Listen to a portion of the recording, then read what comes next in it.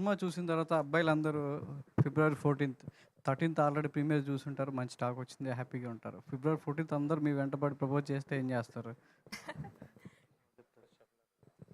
అది అందరికీ ఎస్ చెప్పలేము కదా. సో ఏం చేస్తాను, just take the love and give back the love. So అంటే ఆడియన్స్ ఇచ్చి మీకు ఎప్పుడు మంచి లవ్ ఇవ్వాలని కోరుకుంటున్నాం. సో మీ Thank you లైఫ్లో అండి. ఫిబ్రవరి 14th వ్యాలంటైన్ డే స్పెషల్ ఏంటి? ఎలా ఉంటుంది మీ లైఫ్లో?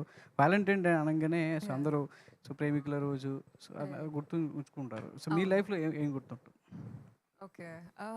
నాకు స్కూల్లో, కాలేజ్‌లో బాయ్ ఫ్రెండ్స్ లేరండి. సో ఆ టైంలో ఎక్కువగా I was with my girl gang. So మేము మోస్ట్లీ వ్యాలంటైన్స్ కాకుండా గ్యాలంటైన్స్ సెలబ్రేట్ చేసేవాళ్ళము. So my most special Valentine's memories are all with my gals. మీరు చూసిన నాకు వ్యాలంటైన్స్ తెలుసు.